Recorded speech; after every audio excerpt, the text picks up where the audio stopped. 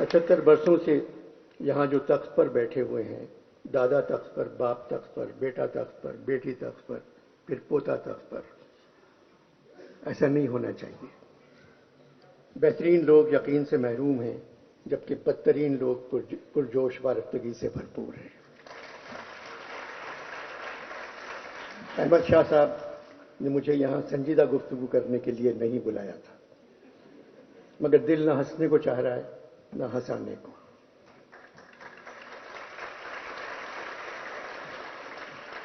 ہندوستان میں پٹھان نے تمام ریکارڈ توڑ دیے ہیں۔ تاریخی کامیابی، پاکستان میں پٹھان پر ایف آئی آر کا ٹولہ۔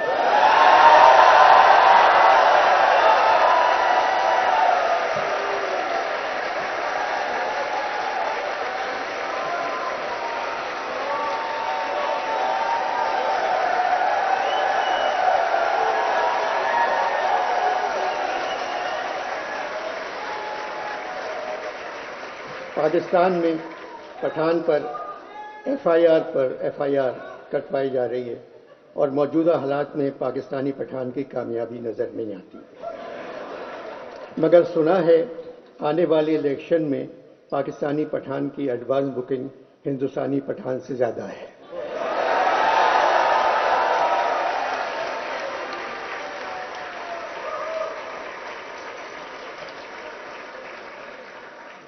میرا وطن پاکستان نمک پیدا کرنے والے ملکوں میں دنیا پہ دوسرے نمبر پہ آتا ہے، لیکن نمک حرام پیدا کرنے والوں میں نمبر 1 ہے۔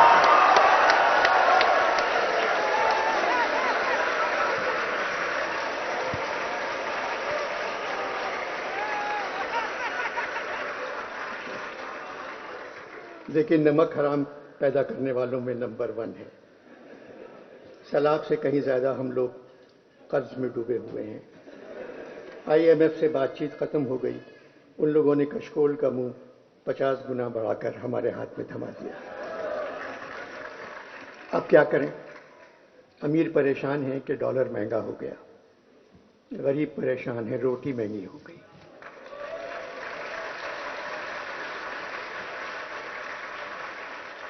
جو حال اس وقت پاکستان کے ہر شہر کا ہے، آگرے کا بھی یہی حال تھا جب نذیر اگرآبادی نے لکھا تھا، جب ملی روٹی ہمیں سب نور حق روشن ہوئے، رات دن شمس و قمر شام و شفق روشن ہوئے، اپنے بیگانوں کے تھے لازم جو حق روشن ہوئے، 2 چپاتی کے ورق میں سب ورق روشن ہوئے۔ ایک رکابی میں ہمیں 14 طبق روشن ہوئے۔ ایک جگہ اور کہا ہے، پوچھا کسی نے یہ کسی کامل فقیر سے، یہ مہر و ماہ حق نے بنائے ہیں کاہے کے؟ وہ سن کے بولا، بابا خدا تجھ کو خیر دے، ہم تو نہ چاند سمجھے نہ سورج ہیں جانتے، بابا ہمیں تو یہ نظر آتی ہیں روٹیاں۔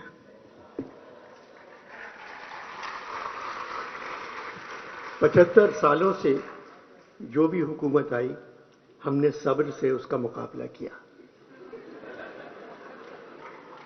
کیونکہ ہمیں یہ قول یاد ہے کہ شیطان بھی بھیس بدل کر کام کرنے میں ہمیشہ کامیاب رہتا ہے۔ ہم تو صرف خاموش بیٹھے تماشا دیکھتے رہتے ہیں، اس نشان راہ سے دور جس کی عادت ہو گئی ہے، اس نقصان کا اندازہ بھی لگانے کی ہمت نہیں رہی جو ہم کو پہنچنے والا ہے۔ محمد احمد شاہ کی اردو سے محبت ان کو لاہور لے آئی۔ میں پہلے کہہ چکا ہوں، کراچی میں 15 سال سے یہ کانفرنس ہو رہی ہے، شہر کے حالات کچھ بھی ہوں، کانفرنس جاری رہتی ہے۔ آرٹ کونسل کے باہر گولیاں چل رہی ہیں اور کانفرنس میں فیض صاحب پر بات ہو رہی ہے۔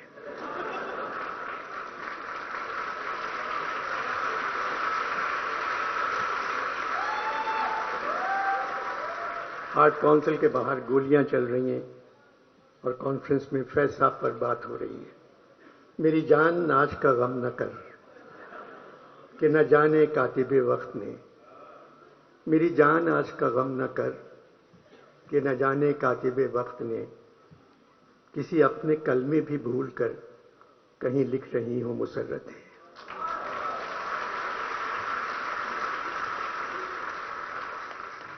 دیر سے آنکھ پہ اترا نہیں اشکوں کا عذاب، اپنے ذمے ہے تیرا قرض نہ جانے کب سے۔ پیسہ کا قرض ان کے آنسو تھے، ہمارا قرض بالکل الگ ہے۔ موسم گل ہے لاہور میں، فیض صاحب نے کہا یہ موسم گل گرچہ طرف خیز بہت ہے، یہ موسم گل گرچہ طرف خیز بہت ہے، احوال گل و لالا غمیز بہت ہے۔ فیض صاحب ساری زندگی خلاف لکھتے رہے، مگر بڑی تہذیب اور تمیز سے، پھر بھی کچھ لکھ کر جیل چلے جاتے تھے۔ زندگی کا طویل حصہ جیلوں میں گزارا، مگر میں نے کبھی ان کو روتے نہیں دیکھا۔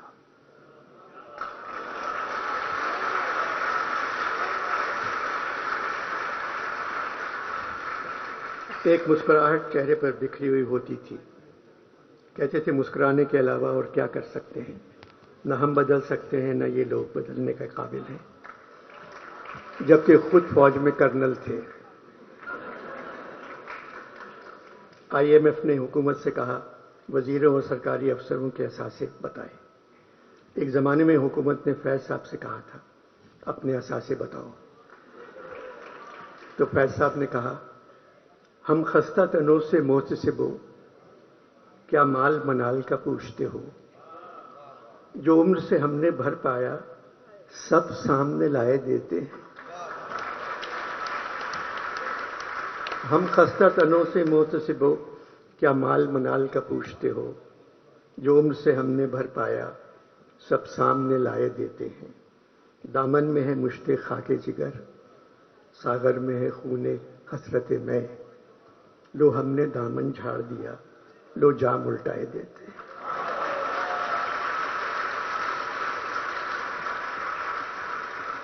فیض صاحب اسی صدی میں پیدا ہوئے جس صدی میں اقبال پیدا ہوئے تھے۔ اقبال اس صدی کے سب سے بڑے شاعر ہیں، پھر فیض کا نمبر آتا ہے۔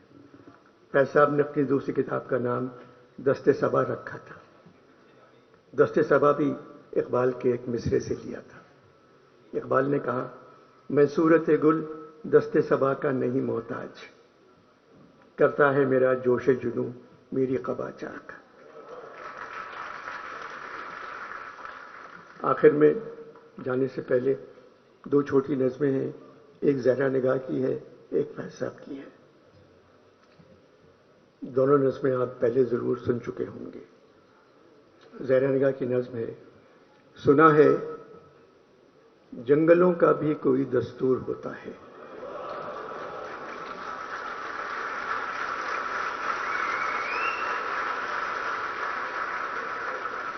سنا ہے جنگلوں کا بھی کوئی دستور ہوتا ہے، سنا ہے شیر کا جب پیٹ بھر جائے تو وہ حملہ نہیں کرتا۔ یہاں شیر سے مراد نون نہیں ہے، اصلی شیر ہے۔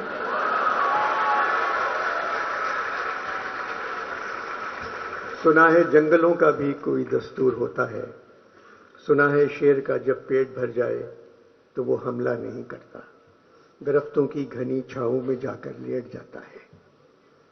سنا ہے گھونسلے سے کوئی بچہ گر پڑے تو سارا جنگل جاگ جاتا ہے۔ ہوا کے تیز جھونکے جب درختوں کو ہلاتے ہیں تو میں نہ اپنے بچے چھوڑ کر کوے کے انڈوں کو پروں سے تھام لیتی ہے۔ سنا ہے جنگلوں کا بھی کوئی دستور ہوتا ہے، کسی ندی کے پانی میں بے کے گھونسلے کا گندمی سایہ لرزتا ہے تو ندی کی روپہلی مچھلیاں اس کو پڑوسی مان لیتی ہیں۔ کوئی طوفان آ جائے، کوئی پل ٹوٹ جائے تو کسی لکڑی کے تختے پر گلہری سانپ چیتا اور بکری ساتھ ہوتے ہیں۔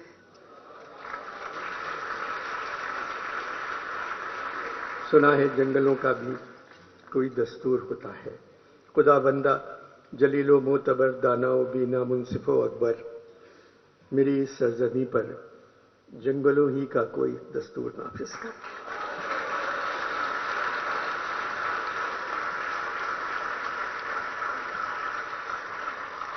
فیض صاحب کی آخری نظموں میں سے ایک ہے، چھوٹی سی نظم ہے.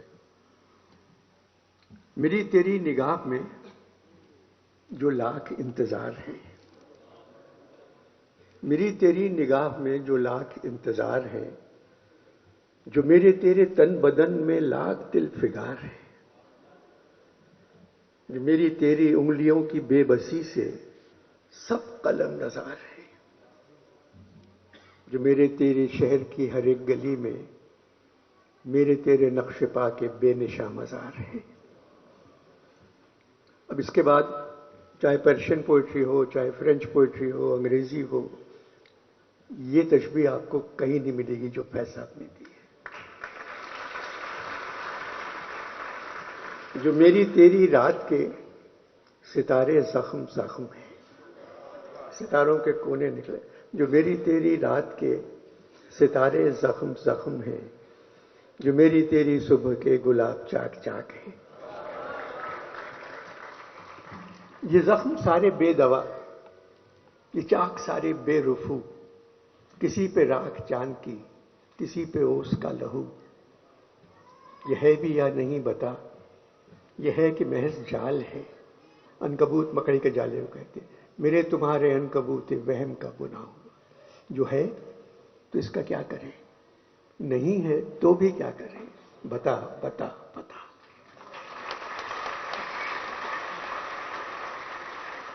پاکستان کی سرزمین دنیا کی خوبصورت ترین سرزمین ہے. بس ایمانداری کی کمی ہے،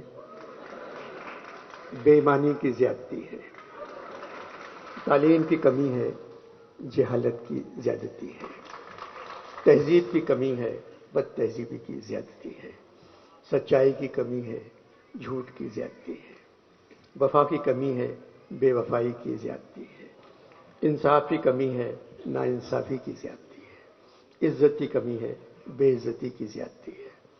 اس سسٹم کو صرف میرے ملک کے نوجوان بدل سکتے ہیں جو آج یہاں موجود ہیں.